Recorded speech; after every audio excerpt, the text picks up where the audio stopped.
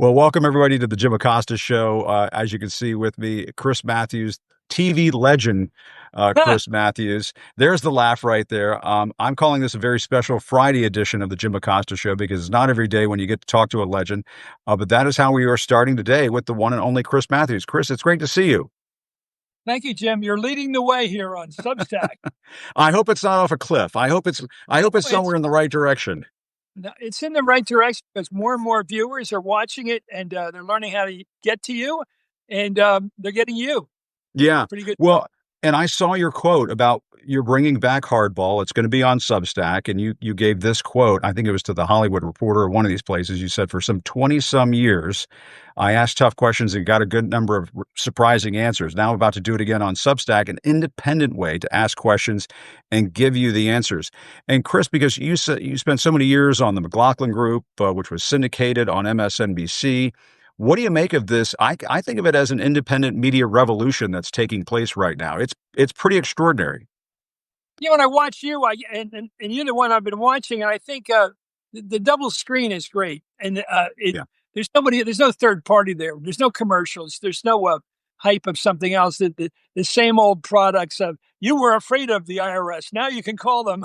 I mean, these are always pretty predictable ads. 877 Cash Now, one of those things. Exactly. Yeah. And also the commercials on radio, which you listen to in the car, are not as delightful as the ones you get on television, by the way. They're just pretty dreary. It's so true. I spent years in cable news too, and you do start to memorize those commercials. You do have them sort of running in your head, no question about it. You mentioned McLaughlin because you got the memory for it, but I'll tell you what I love with McLaughlin. He had four people out there. He had Germondo. It was played up with SNL Saturday Night Live, and you had and he said to me one time, "You're replacing Pat Buchanan this week. Your Uzi and your rosary beads are under the seat." Well, classic, because Pat was a real hawk, I guess you'd say, and but he had certain truths, a little tough on Israel, I'd say, but he Buchanan knew who he was. In fact, I think he hired Buchanan at the White House because he was called Pat. McLaughlin was the Watergate priest, they called him. Right. Living at the Watergate in high style, and he did have girlfriends. In fact, he married one woman who was, he was really in love with her. We were close, and he'd talk about how he was in love with this woman, but that didn't stop him from straying, unfortunately. That was him. Well, and it was a legendary show there are a lot of folks, in our age brackets who remember the McLaughlin Group. But for the younger folks, this was the syndicated roundtable talk show. You're right when you mentioned SNL. Dana Carvey's McLaughlin impersonation was absolutely legendary. He had you, Eleanor Clift, Pat Buchanan, Jack Germondo, he would say, Dana Carvey would say when he would do McLaughlin. But it sort of was kind of one of the very first of these kinds of shows. Isn't that right? It was Saturday night or Sunday morning, and it was McLaughlin. You'd think you'd make the mistake of thinking he's a conservative. No, that was the alley he was working. But I used to say it was pyrotechnics. It was firecrackers. The whole show was built around a New England Jesuit classroom. The whole thing about from zero this to something certitude to moral certitude, and they have all these they used in the classroom. And it was, and the Beetle was the kid who collected the papers and the test papers in a Jesuit classroom. So he would have.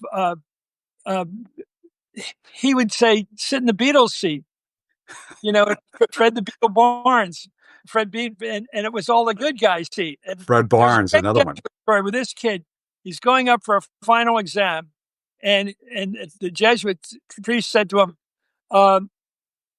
"You don't have to take the exam today. You've been a good Beatle. Amazing. Go get me a Coke."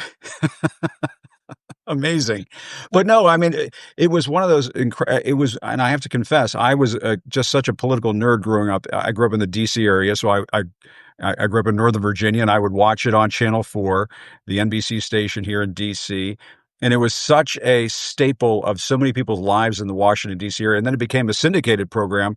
And this, I guess, gave you the launching pad to jump to MSNBC, where you had your own show and the Hardball show for many years. And Chris, that was, I mean, I worked at another cable network for many years, but I would sort of close my office door, turn on the MSNBC very low level so nobody would catch me. I would I stray love from my company to watch Hardball because Chris, you were such a gift to the viewer because you were such a savant.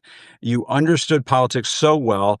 If I'm not mistaken, you worked up on Capitol Hill for a period of time, and so you knew that landscape. You knew D.C. And that was what made Hardball so good. You were hearing it from somebody. It doesn't matter what side of the political aisle you're on, from somebody who knows their stuff. It wasn't somebody who was faking it. how many people were in the Peace Corps, came back from the Peace Corps, knocked on 200 doors on Capitol Hill, got a job as a Capitol policeman. That's my first job. Wow. I like my article as a Capitol cop too to start with, and then worked for Frank Moss, the last liberal from Utah. Then I worked for Ed Muskie for 3 years, and then I worked at the White House, Jimmy Carter's White House. And I was a speechwriter for Jimmy Carter. That's Traveled right. around with him on Air Force One. Then became top aide to Tip O'Neill for 6 Tip years, O'Neill. and then I did 15 years with the San Francisco Examiner. So I had a lot of politics in me before I ever ventured into cable TV in '94. And for the Yeah. first year of cable TV, I covered the OJ trial, which everybody during Which that is show very cable realized what TV. every cab driver had an opinion. You could get in a cab and he will tell you, because he's been listening to the OJ trial all day. This That's is what right. we were like. It's so true, and it just dominated our lives. I remember that. But the other, one thing that every taxi driver will talk about these days is Donald Trump. And I have to ask you some newsy questions before we spend the Yeah, entire okay. time I together got, I got, reminiscing. I got a nasty one for you. Okay, well, good. I'm just wondering. What I did mean, Hitler do? What did Hitler do in the Holocaust? He took people from Germany to other countries yeah, where there was no German law. There was not even a pretense of German law. They took them to Poland or, Hungary or whatever, and they killed them. and so when you see what's happening right now with this El Salvadoran gulag, I mean, this CCOT gulag, he's basically taking a page out of that playbook. You think? Well, it gets them out of the country. Yeah, And he says he gets this president of El Salvador to say, now, if I were at CNN or MSNBC and I was in that Oval Office, I would have asked 2 questions. These are not original. First question to the president of Salvador: if President Trump asked you to send this guy Garcia back to the United States, would you do it? Then I'd go to Trump. Next question, Mr. President Trump, will you ask him to send them back? None of this. exactly. I don't want to. Of course, it's up to him to do it. If he doesn't get facilitated by Trump, if he's not asked to do it. But Yeah. Trump never said anything. Well, and I That's just journalists. no, there's a component here that is deeply disturbing because it seems to be all about inflicting cruelty. It's all about um, making an example out of this person and saying we're going to be cruel to this guy, and so you better not come here, or we're going to be cruel to you too. Is that what you see in this? Big time. We do that to Canada. They're all coming to me. They have to come to me and, quote, kiss my ass. I mean, that's what he says. Yeah. Why does he keep saying that? Why does he use that phrase? Yeah. Because he humiliate people. This is not, it is schoolyard stuff. It is so close to schoolyard. We had a schoolyard kid when the neighborhoods were changing in downtown Philly, and everybody's coming up to Northeast Philly, a Catholic school. And everybody was saying, who's this guy called Moose? Who's this guy Moose? He's the boss. Yeah. And he's a kid from our age, 7th grade or something. And you had to go up to Moose, and if you said anything against Moose, they'd haul you before him. Yeah. It's just.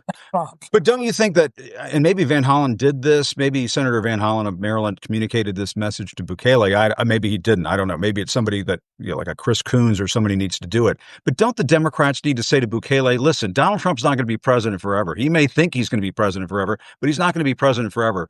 And so you better think twice about what you're doing down there in El Salvador, because the United States of America will eventually be under somebody else's, leadership. And they may not take too kindly to the way you're cozying up to Trump and acting like his jailer, like the jailer for the dictator. Well, I want to step back a little bit. I think the New York Times, well, I don't always agree with what they put on the front page because I think they put too many social messages on the front page. It's more about economics and foreign policy. But, you know, they said the number 2 issue was the border. So it's interesting that nobody's complained so far, loudly at least, about Trump closing down the border. Something that Biden and they should have worked on this together. This should have been dealt with. We should have had an immigration policy. We should have worked it out. How many people we need in this country, blah, blah, blah. They could have worked it out. Nobody wanted to work it out on either side. Nobody wanted to work it out. Yeah. So nothing got done. So he slammed the border shut. No one's complained about the border being shut. Now, the next step, if he's going out for out and out prisoners, people who committed crimes in this country, if he just went with them, if he just said, okay, I'll keep the 200, but I'm sending him home. Why didn't he just say, Mr. Garcia, and send him back and keep the 200? He made a point. He arrested 200 people, and nobody's made an issue of them. He doesn't have a litigation, but this guy, Garcia, has a case. He has a case that might be innocent. We don't know. And that's all the issue. But Trump gains on closing the border. I don't think immigration was the simple problem. I think it was the border being loosely open. And people said, what kind of a country is we don't even have a border? We don't even decide. Sure. And I think that was popular. And catching real criminals, yes, would have been. I don't think it's ever going to be popular to go after people who have been going to church for 20 years, paying taxes, paying into Social Security and getting nothing out of it for all those years, and then say, oh, you're going home too. I don't think that's going to be ever popular. But we haven't gotten. Well, and listen, you can't have a wide open border, and absolutely, there's no question about it. You have to have enforcement, and the president has wide latitude when it comes to enforcing the border. That's been the case. I remember I covered Barack Obama. People associate me with covering Donald Trump. I also covered Barack Obama, and there were Latino groups in D.C. that referred to Obama as the deporter in chief because he deported a lot of people back in those days. But there's a different component to this now. It's basically all, it seems to me, out and out racial profiling. The Associated Press reported on a U.S. citizen who was arrested in Florida for allegedly being in the country illegally. He was a U.S. citizen. He was held for pickup by immigration authorities, even after his mother showed a judge her son's birth certificate, and the judge dismissed charges. This is a 20-year-old Latino man, and he was picked up by the Florida Highway Patrol and held for ICE. And it just seems to me that law enforcement has given carte blanche, ICE has been given carte blanche, and they're just going to grab people who look like they don't belong in this country. And there is something scary about that, and I don't think that's something that we've seen under a Republican or Democratic administration for a long time. Maybe I'm wrong. No, I think the border was the issue. In fact, it was called the border. It wasn't even called immigration. And I think it's the fact that Joe Biden was getting the wrong advice politically, just the wrong advice, and he didn't do it. And I think that's one of the reasons the Republicans got back into power. But the other reason back into power is the other story, which is inflation. Oh, sure. And, of course. There's not an economist in the country that doesn't see inflation caused by higher prices at the import level. The thing is, the Democrats had a problem during the campaign, and I followed it, as you did, the campaign. And I get the feeling, how come every time somebody says there's inflation, it's a problem, the Democrats would flip it around and say, yes, but we have a great GDP. And I said, well, that's not the issue. That's not the issue, right? Because there's something called the Phillips curve. The more you jack up the economy, the more there's pressure on prices, fewer dollars chasing more goods. It's just going to be inflation, and more dollars chasing fewer goods, and it's going to be inflation. And the Democrats kept saying, "Yeah, but what about GDP?" I said, "Well, that's not it." According to MIT economists, they said that the number, or 42% of inflation, is caused by government spending. We overspent on COVID, and we just did it. And it's one of the causes of inflation. Obviously, government is one of the big causes of national demand, economic demand. But no, I said, they don't even say it now, like, get it over with. We spent too much money. Stop it now. We didn't do anything on the border. And they're doing something way too far. But we knew we had a problem. And no, I agree. It is about how you communicate things. And you've taught that lesson all too well in your many years of broadcasting. And you and I were talking about this before we got started. We're talking about Bill Clinton and the gifts that he had as a political force in this country. He has been referred to, I think, by Obama as the explainer in chief. And I think if you had a Yeah. Bill Clinton type figure in the last election and not Joe Biden, I mean, Joe Biden had gotten to a point where he really just was not effectively communicating at all. And he needed to step aside a lot sooner. He made that promise that he was going to be a bridge to a next generation of Democrats. Harris got in too late. Some of it's about inflation, some of it's about the border. I think a lot of it is just the Democrats could never get their act together in 2024. And I just wonder what you think when you Well, look we've had back at that. great books. Yeah. I've read John Allen's book Yep. with Arnis and the book by Chris Whittle. And I think Whittle's a little tougher. But when you listen to Ron Klain, it's clear he knew that Biden was in trouble mentally, Yeah. gotten too old. And people around him knew it, didn't tell anybody. I think they were kind of an omerta kind of thing. Don't talk about what's going on here. I think you didn't get anywhere near Biden unless you wanted to keep it secret. He didn't do the Super Bowl interview, which I always call out as the worst example of cover up. Exactly. You don't blow a chance to talk to 100 million people or more. It's always a softball interview. Yeah. I mean, And if he was unable to handle a couple curveballs, he shouldn't be yeah. president. You have No. to and I think that was it. But apparently, Jake Tapper's got a book coming out May 20th, Yeah. which is much tougher than the books I mentioned so far, John Allen's book and Chris Whittle's book. Very tough on the cover up. I got to ask you one other thing, and it is about RFK Jr. I want I because know. I got to Yeah. ask you about it because there's the laugh. You've spoken so much about the Kennedys over the years. You've written a book about Jack Kennedy. One of the most heartbreaking things that I can remember in a very long time was seeing the Kennedy family come forward during the RFK Jr. confirmation process and speak out against him. That the Kennedys very well. That must have been an incredibly painful thing for that family to do. And what are your thoughts on RFK Jr.? I have not covered him enough. I wish I covered him more. What is happening over at HHS, all the other health agencies? It's kind of terrifying. The measles breakout. There's all kinds of things going on. Yeah. All I can tell you is this. I went down to Baja California, to Mexico, to try to fight a Japanese company that's coming in there and do a desalination plant and challenging and killing whales and everything like that. And he was part of that. Mm. And he was wonderful. There's a guy singing, a local guy was singing all this music, and I was saying, "Play Brazil," my favorite song. And after it was all over, he picked the guy's sombrero up and walked around the room and collected some money for his entertainment. And then when we got to the border, down below the U.S. border, and we're out in the middle of nowhere, and this plane's ran out of gas.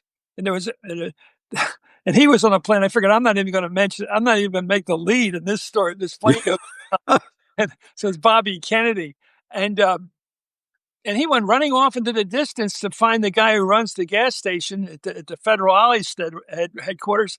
And I just thought he had a lot of guts.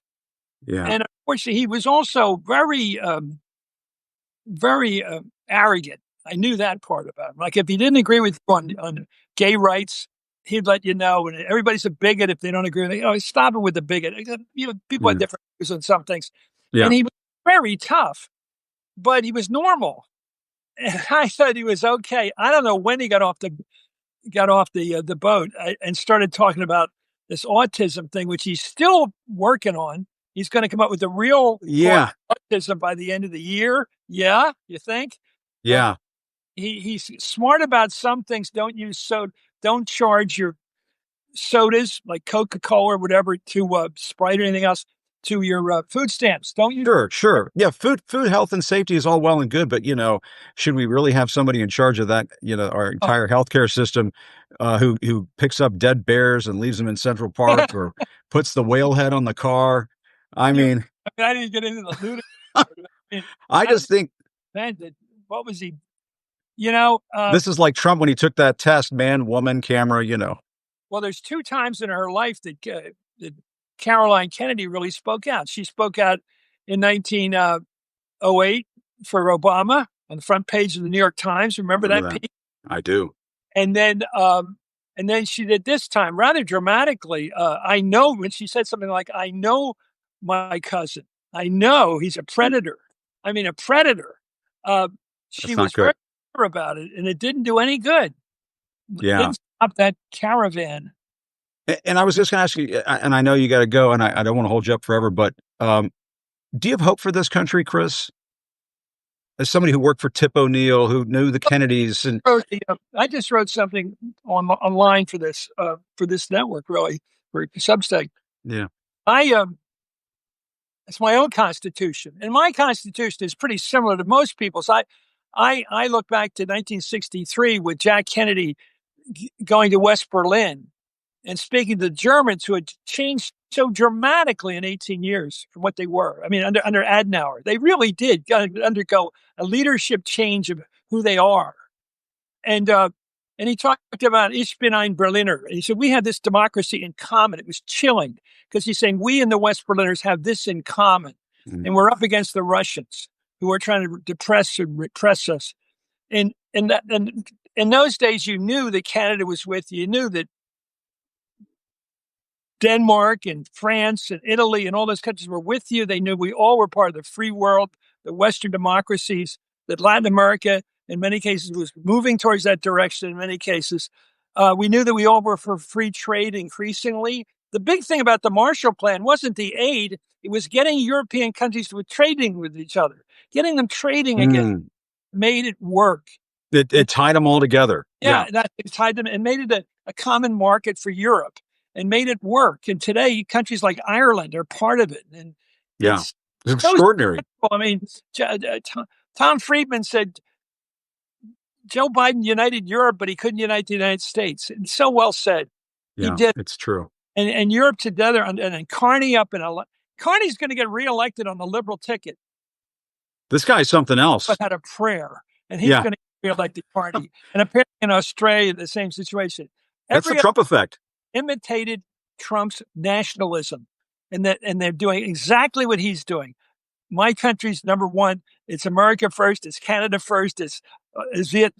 But then he's going after countries like Vietnam. And I've been teaching over there, Jim, every year for a couple of weeks. Every week I go over there, every year I go over there and teach these kids. They're 2 generations away from the war. They love us. Yeah, and it's so true. Booming. An economy is That's booming. right. That's right. Main streets, it's Louis Vuitton and all these high-end stores and department stores and air conditioning are spectacular. By the way, Ho Chi Minh City's got 11 million people in it. It's a big city. It's an amazing place. They're on our side. It always was, Southern Vietnam was more on our side anyway, but they're with us. Yeah. And we're following all that with a 46% tariff. We are screwing these people who want to be our friends and do not want to be friends of China. Yeah. And I think, if there is going to be hope, it's going to come from, and I've been calling it the Great American Pushback on my show, but maybe it's the Great Global Pushback to what Trump is all about. And he has peddled this thing not once, but twice now. And it just doesn't, it sells with a very small segment of the party. It sells on Fox, where they're all singing from the same song sheet and so on. But it doesn't win the day. It just doesn't win the day ultimately, I think, in the long run, this kind of politics that he does. When I was a little Peace Corps volunteer, very proud of it, by the way. I was very proud to be in the Peace Corps. And I was over there in Swaziland, a small country in southern Africa. And at night when it got, by the way, Jim, I don't know if you've ever been really alone in this world, but when you can be in another country and feel fairly alone. Oh yeah, for sure. Oh yeah. There's no question. At night when the sun goes down and it's getting dark and all of a sudden you turn on VOA, Voice of America, you hear American accents and they're telling the truth. That's right. I'm being told about the civil rights struggle going on back in the States, and it's real. That's right. To give the truth to the world with the VOA, and we used to help countries with AID and PEPFAR later on. Yes. Yeah. And now, Jack, we're not doing anything for anybody. Yeah. The American brand is what now? What are we for? Yeah. Yeah. And I think the world is losing its patience with us, and that they don't want to wait another 3 or 4 years for this guy to be out of here to go back to the way things were. And you have to wonder how much permanent damage or almost permanent damage is going to be done. in the long run. And that's why I think what we're starting to see now with these town halls, with these rallies, people showing up on street corners and holding up signs, anti Elon Musk and so on. I think those are the green shoots. I could be wrong. I tell people all the time, folks thought that the Democratic Party was finished after George W. Bush beat John Kerry. And then out on the campaign trail, this guy, Barack Obama, started going in these, high school gyms and stuff in Indiana. Exactly. I was And, with him at gyms. I've never gotten over the excitement, the electricity of it. exactly. By the way, my last thought, I'm at the Yeah. Berlin Wall. The wall's coming down. Yeah. I'm talking to everybody in the crowd. I'm doing a hardball show. I'm asking everybody, was ist Freiheit? What's freedom mean to you? All these different people. And certain people would say things like, well, the nurses will stop leaving my floor for the West and things like that, particular Yeah. things. And then I go to a young guy in an army surplus jacket. We all have them. He's very anti-war.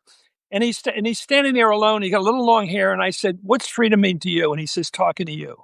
Mm, that's great. That's That's what we're great. That's what it's about. The great Chris Matthews. Chris, great to talk to you. I feel like you were talking about teaching kids in Vietnam. I feel like I just had class. So thank you very much. I appreciate it. There's the laugh. There it is. We had to get it in there. Good luck for leading the way. I love it. Thank you. And Hardball is back. It's back on Substack starting Monday. Is that right? At noon Eastern. Noon Eastern. All right. I'll be watching. Thank Good you. luck, Chris. Great to see you. Thank you. Wonderful. Great talking to you.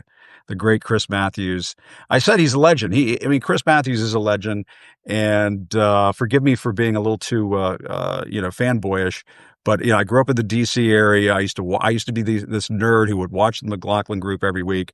I watched pro wrestling in the morning and the McLaughlin Group in the evening, and my mom thought there was something wrong with me. And then Chris, many years on Hardball and MSNBC, just a national treasure, and it's infectious the way he cares about this country and cares about the important things. So make sure you watch Chris Matthews Hardball noon on Substack starting on Monday. All right, my next two guests are starting their own Substack as well. They're former members of Congress, Cori Bush and Jamaal Bowman. And I'm going to do as I've said many times, it's never a good thing when the correspondent or the anchor handles the equipment, but that's what I'm going to do right now.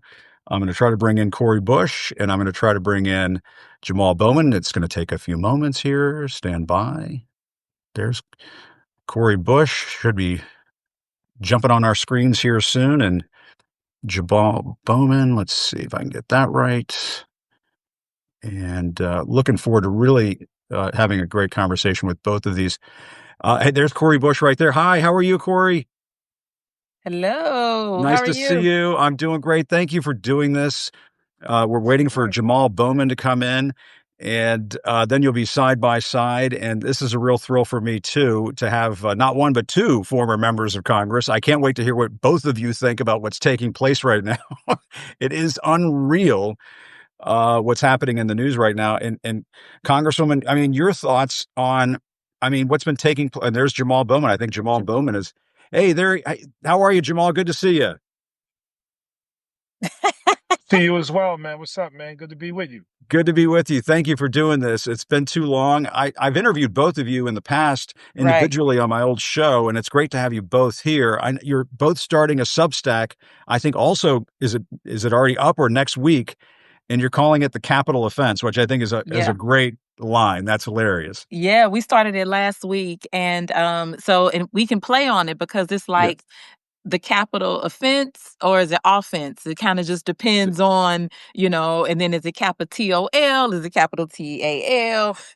Like it can be. Absolutely. It depends on the minute, Yeah. Well, and Jamaal, the other thing too in all of this is that you're both not in Congress anymore, and I kind of wonder if you miss it because I know there's a fight in both of you. There's a lot of fight in both of you. And I know you probably wanted to be there when Trump was giving that speech to the joint session of Congress. We saw Congressman Green up there doing his thing. And, it is wild what's happening in D.C. right now. What are your thoughts, Jamaal? Yeah, no, it's very wild, and you read Cori and my you read our mind as it relates to being there with Representative Al Green and supporting him when he protested Trump's words. We were talking to each other. I don't know if it was that day or shortly thereafter. Like, man, I wish we were there. Like, I wish the entire party would have walked out at the same time with Representative Green, because I Woo! think that would have been the story. I think that would have been a story, and that should have been a story Yeah. versus whatever Trump was talking about. But I miss it a little bit, a Yeah. little bit. But Cori and I also, we now have more flexibility and more freedom to go anywhere, be anywhere, and kind of say whatever we want. So we can still Yeah. fight on the outside.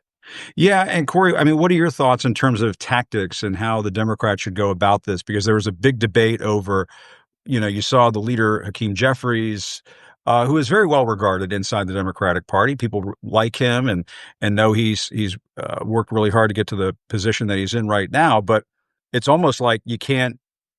I don't know. Is there a right way or a wrong way? Back in those days, I was saying kind of, well, live and let live. If Al Green wants to do that, let Al Green do it. But not everybody was on board with that strategy. What are your thoughts as to what the Dems should be doing right now to push back? I mean, there's a lot to push Yeah. back against. Well, I'm with you on that. This is the thing. What Democrats aren't doing enough, Republicans are doing way too much.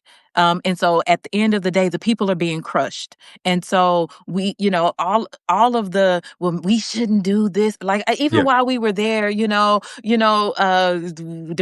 Biden was the president, well, if we do this, then the Republicans will do this when they're back in power. And we got to do, you know what? They were going to do it anyway. They were going to do all of the things they wanted to do anyway. And so what we needed to do was use our power. And so I think in this moment, what we should be doing is, you think about a basketball team. You want the person that is going to, and I leave that to my husband, understanding all the what positions people play, but you want your best people doing their thing, So I look at it like this: for people who are the messengers, who they are the communicators, have those folks out on TV, have those folks doing the messaging. But don't say that those are your fighters, because yeah, that's where you lose people. Have your fighters be the fighters, the people that will do the Al Green thing, the people that will do what I did and camp out on the steps for 4 nights and I remember. 5 days to Yeah, push the president and the CDC.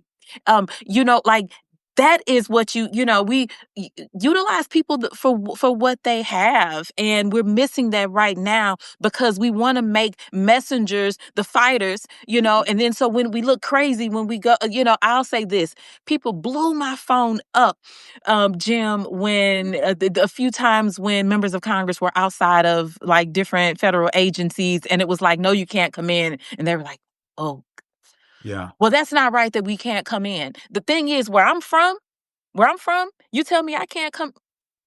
I Like might come in. Yeah. I'm coming in. I know it's been wild watching, Elon Musk and Doge, close these agencies and send people in and get the data and do what they've been doing. Jamaal, I mean, it's kind of like, is this America? What's going on here? And have the Democrats been doing enough to push back against some of this stuff? I know that you have started an effort on your own to support more progressive candidates in these upcoming primaries and so on. Is that a little bit of what we need to see? That's a little bit of what we Yeah. need to see. It's called Built to Win. It's a super PAC that I started. Yeah. Cori has a C4 as well called Movement for Freedom. And we're just trying to do our part in terms of building the infrastructure we need on the outside to wield power, to hold the inside accountable. And I want your listeners to, Cori brushed over something a little too fast for me. I want to go back to what she said. When Cori felt that the president was going to allow millions of Americans to be evicted from their homes, Yeah. Cori instinctively and intuitively slept on the Capitol steps to make Mm, sure that didn't happen. 4 days later, Biden had to yield to Representative Cori Bush. mm, And Cori will tell you herself, once she did that, she said it wasn't about her. She had organizers and people coming from all over the country to sleep on the steps with her. It was a voting day for us. I had to go. I mm. went home to New York and I got the news that Cori was sleeping on Steph. I'm like, damn, what is Cori doing now, yo? I wanted to spend some time with my family. I'm like, okay, Melissa, let's put the kids in the car. We're Yeah. driving back to DC to do our part. And all I did was give Cori a little 3-4 hour break so she could go take a nap and come back. But that's what we mean by fighting. And, I don't want to call people out, and I'm not trying to start anything. But, when Speaker Pelosi wrote a statement in terms of what Senator Schumer should do during the negotiation for the CR. Yeah. Right. So the senator put us in this binary that didn't have to be a binary. Right. It wasn't their bill or shutdown. It wasn't that. What the speaker said was Speaker Pelosi said, fight. Yeah. Find some fight in you. There's a third option, which is get this bill out of my face and come back when you're serious. And if you don't, the shutdown's going to be on you. That's what we need. This is not business as usual. We have a hostile, tyrannical oligarchy takeover of our government by Elon Musk, Doge, and others. They're taking our data. We have no idea what the hell they're doing with our data. It's crazy. And we know data is currency. Data is gold. They're going to use it. Well, he's a tech mogul. They're going to use it for their advantage in terms of wealth and power. And this is why we gotta shut it down. Whatever that looks like, shut it down. Yeah. No, it's a great point, and I love that story about Congresswoman Bush. That's the definition of good trouble. But let me ask you about a different kind of trouble. David Hogg, I'm sure you've seen this in the news. Yeah. The vice chair of the Democratic Party, very young man, 25 years old. He's launched this thing called Leaders We Deserve. He is launching a $20 million effort to primary what he calls out-of-touch, ineffective incumbent House Democrats, but he's doing it while he's part of the DNC. What do you guys think? I have to ask you that question. Yeah, well, he made a decision to shake it up from the inside, and I'll say people would say to me, and I know Jamaal probably went through this too, is you can't make change from the inside. You can't, you can't do it. Well, I believe there has to be an inside outside strategy. You have your people on the outside that are pushing, that never go inside. You have people that are on the inside that are working with the people on the outside, and so for him to make the decision while he's a part of the leadership of the DNC to say, this is what I'm going to do. First of all, let me just say my jaw dropped and I was overjoyed, but I was also like, because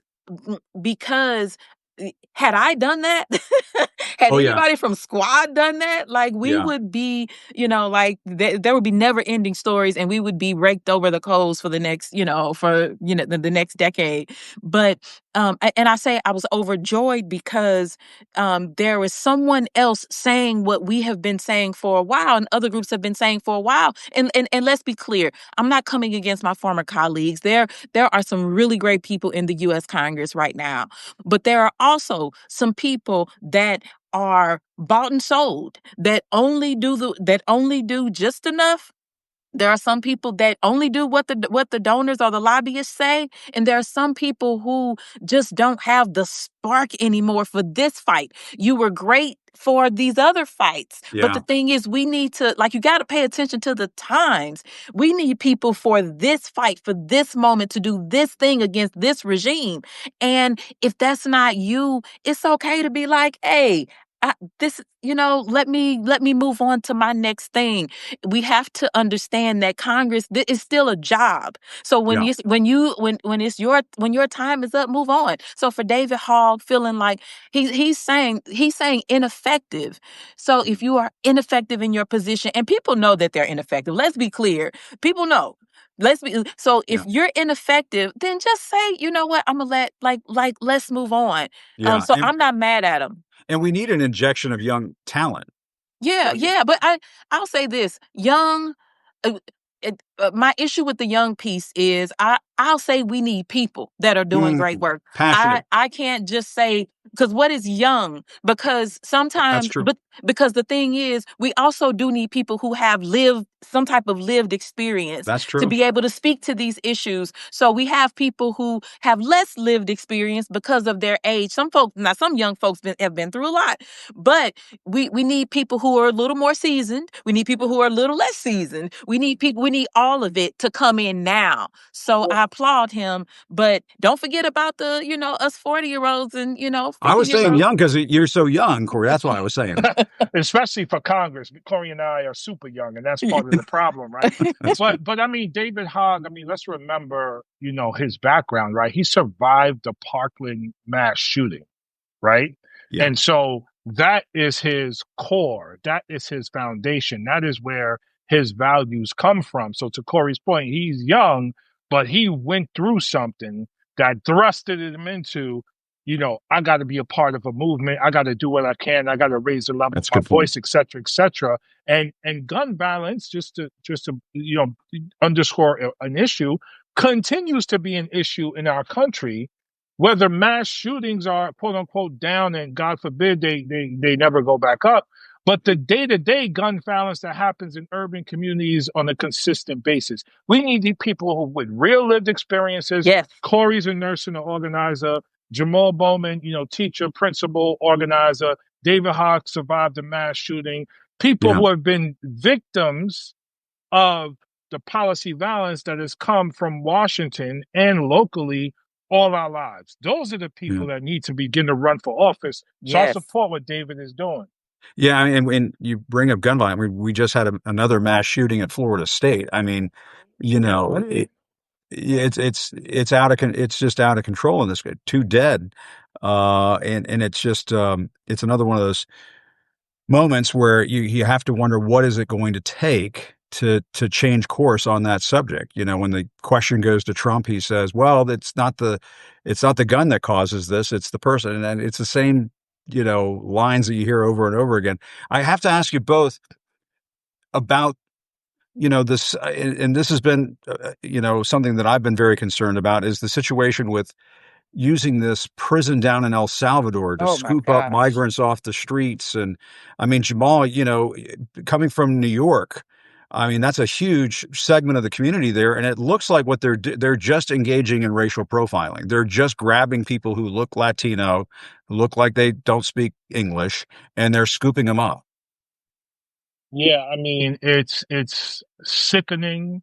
It's disgusting. It's horrifying, and it's scary as hell, man.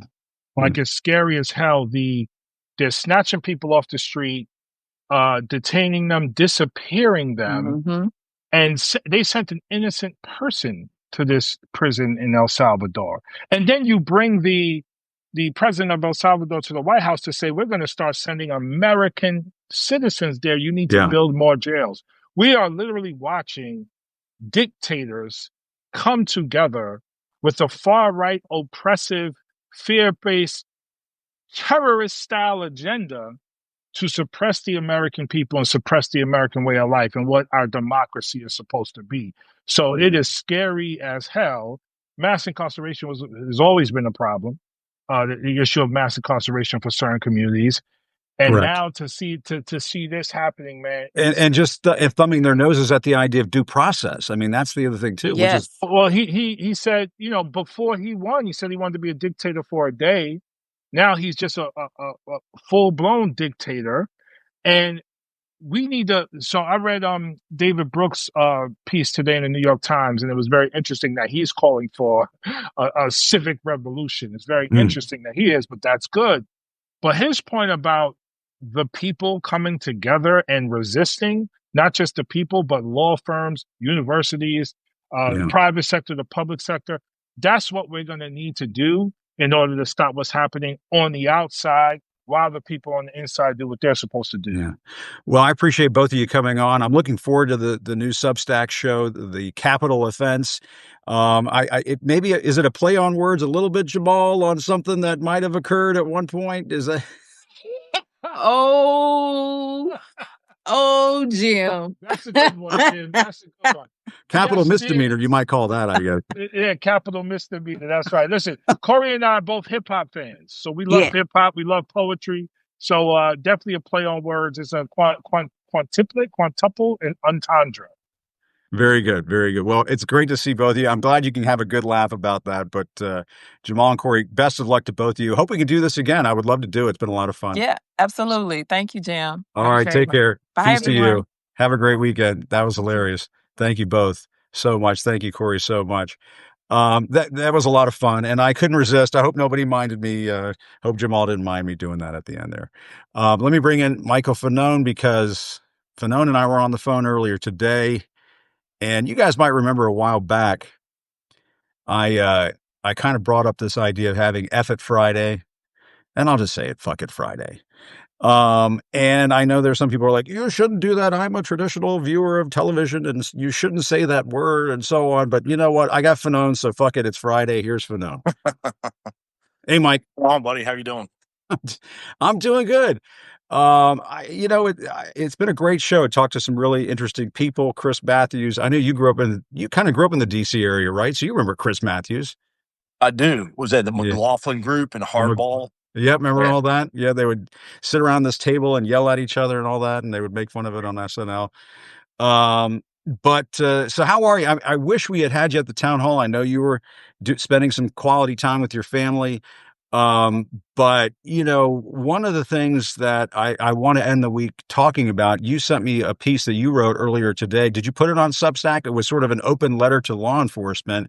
And I think it's very important what you bring up, and it ties back to what's been going on with these migrants who are just getting snatched up off the street and sent to wherever, and they send them to El Salvador without due process and so on. And you were writing in this piece that police officers need to think long and hard about what they're being asked to do right now.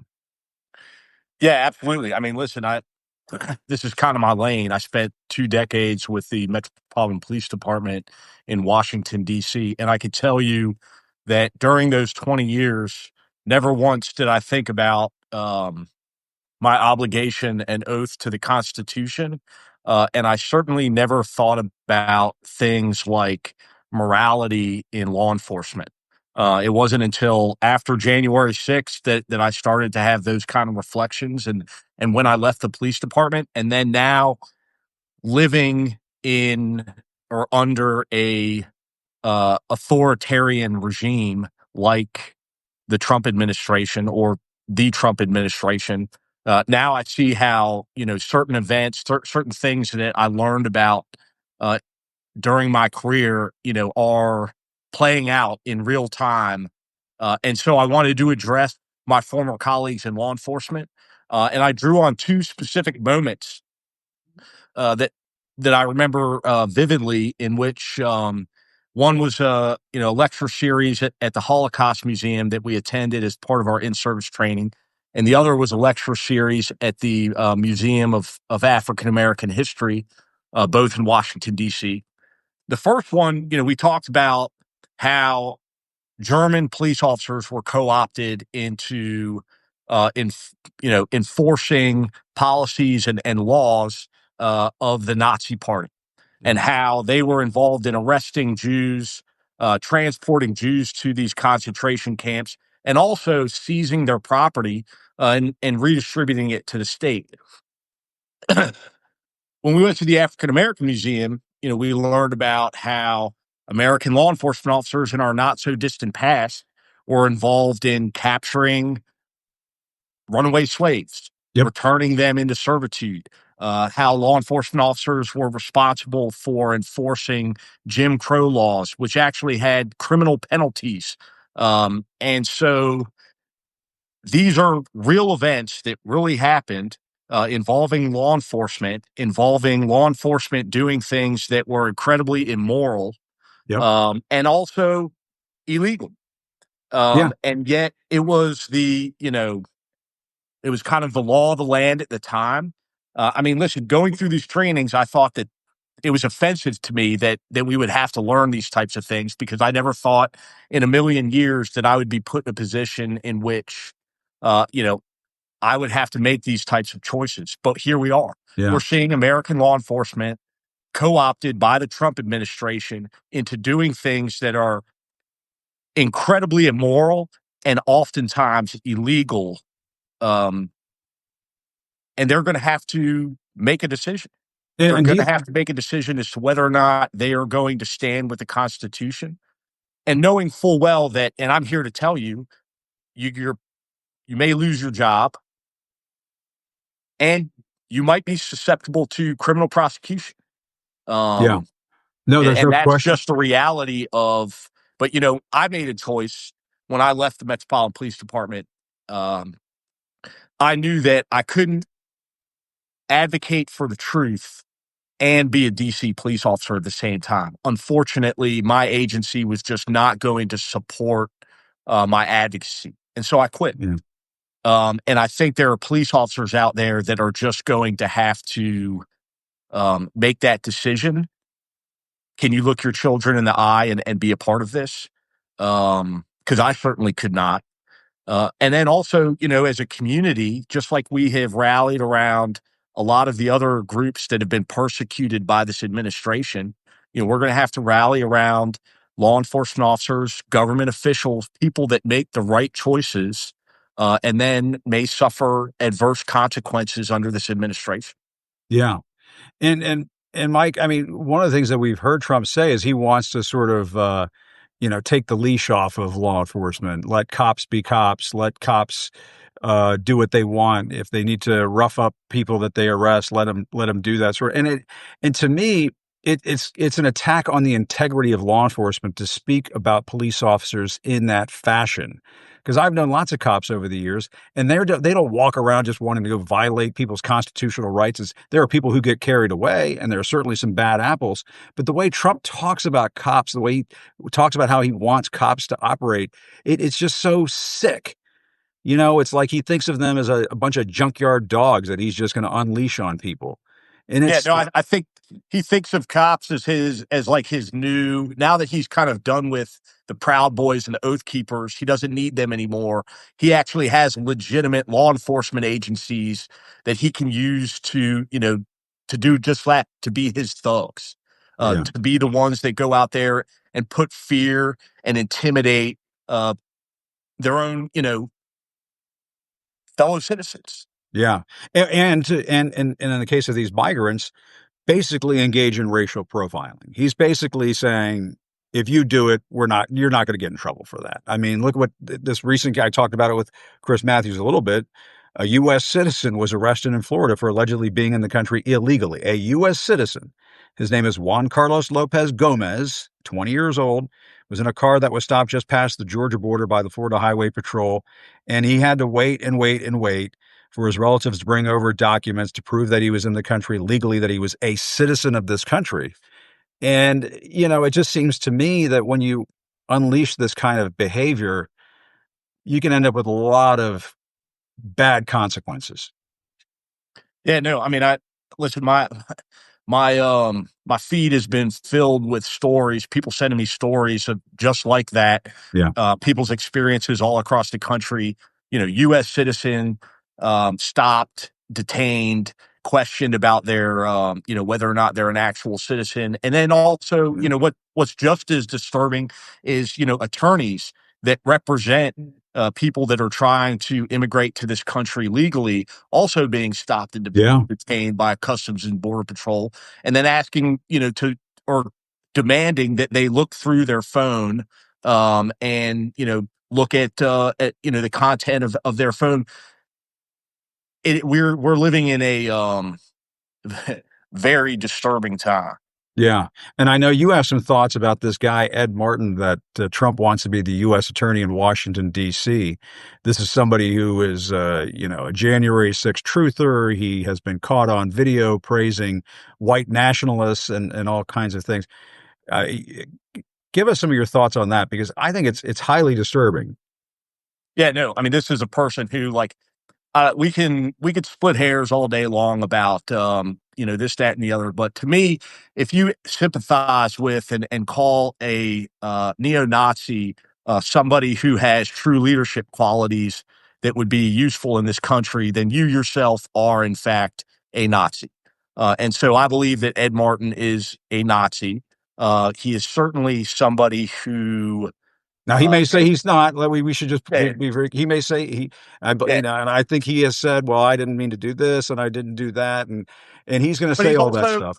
he's also somebody who has said that that I'm a fake cop, Mm, implying that I am not a real police officer, despite the fact that he knows full well, or at least should know full well, especially if he's looking to be, the top prosecutor in Washington, D.C., that I served with distinction as a yeah, member of the Metropolitan Police Department for almost 20 years. And yeah. so, He wants to the come after idea, you. Yeah, right, the idea that he would play into or feed into those the lies and those that misinformation, like, that is what inspires people to threaten me. That is what yeah. inspires people to confront me in public and say things like, you're a fake cop, you never were a Crisis cop, you're actor. a Yeah, traitor to this country, yeah, you're a crisis actor. All of those things bring about violent acts against members of my family and myself. yeah, And so I think it's incredibly dangerous to have somebody who, and it, not to mention the fact that, he was there on January 6th, not as someone who was trying to stop the violence, but someone who was yeah. advocating for the Stop the Steal rally. And since And then, and that's what's so fucking sick is that you know, how in the world can you put somebody like that in charge of a law enforcement office like the U.S. Attorney's Office? I mean, to me, there's an intent there. The intent is to, first of all, try to whitewash the history of January 6th, but at the same time, sort of give the green light to the people who are attacking the Capitol that day and say, hey, if we get another jam like this, the guy who's in charge of the office, he ain't going to prosecute you next time. yeah, and then just to bring up another straight statement that Dick Durbin mentioned that he had said Yeah. in his Senate when they were doing the confirmation hearing. He has said that those that assaulted law enforcement officers on January 6th should have received a lower sentence because of the circumstances of that day. That these were freedom fighters that were there as patriots, and that the fact that they assaulted law enforcement officers, they shouldn't be treated like the normal criminal who attacks a police officer. And I Yeah. just want police officers across the country to know and what this administration thinks about individuals that assault cops. My other question is to the Metropolitan Police Department, to all the law enforcement agencies in Washington, D.C., how is it that you're willing to work with this person? Yeah. How I is don't it get that it. how is it that you are not screaming from the rooftops that this person is unfit, that this person is Yeah. a dangerous person to put in charge of this agency, and that you simply will not work with the Department of Justice? Yeah. Well, Mike, tell me about this shirt because you and I were talking about this on the phone earlier today. I know in your profile picture on Substack, you've got this machine kills fascists logo, and this has something to do with your tattoo artist or tell the story. I love the I got to get one of these Mike Fanone t-shirts. It reminds me of, 9 Inch Nails or, back in the day. I'm showing my age here. Yeah, no. So like, my buddy John, who does a lot of my tattoos, I asked him to come up with a graphic for my Substack page and like some of the other social media stuff that I've done. It's like the one professional thing that I've done, with regards to any of this stuff. Yeah. Anyways, he came up. The idea that we had for the design was, it's an old Woody Guthrie quote, which for those of you that may remember or are familiar with Woody Guthrie, he was a guy that in the 20s and 30s and 40s was a huge advocate for workers' rights. And he was also a huge opponent of fascism, Yeah. and wrote a lot of songs about fascism. But anyways, he wrote on his guitar, "This machine kills fascists." And so I thought that was great, Amazing. just something that represented me and my message, and really all of us that are involved in this community. And so, Yeah. he did up the design. We kind of did it like the cover to the old Sex Pistols album, There you go. "God Save the Queen." with That's like it. the tear and everything. But yeah, that's me on there. And yeah, I got 500 of them sitting in my garage. So if you want Yeah. one, Oh, I'll I get send one. one your way. All right, sounds good. I'll pay for it. I'm not that cheap. But hey, man, I'm glad you came on. It's always good to talk to you. And when you see the comments coming up, I hope you know, Mike, that there's a lot of people out there who support you, and they want more of that machine. They don't want less. That's for damn sure. Well, I appreciate that. And thank all of you guys. And I'm still like I'm struggling to circumnavigate this space. I'm trying to put more content up there. But this is just not something that comes naturally to me.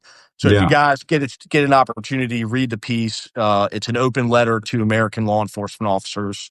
yeah. Like it. I'll If you post feel it. like it, subscribe and yeah, I'll keep putting more content out. I'll put it up on mine, and I'll put a link in there to go to yours. And I'm looking for that T-shirt. In return, I want a T-shirt. I want a damn T-shirt. I got you. No problem. All right, bud. Good to see you. Have a great weekend. Likewise, you as well. Take care, Thanks, man. Mike. Appreciate it. See ya. And it doesn't get more patriotic than hating fascists. I hate to say it. I love to say it. There's some people who might hate to hear it, but I love to say it.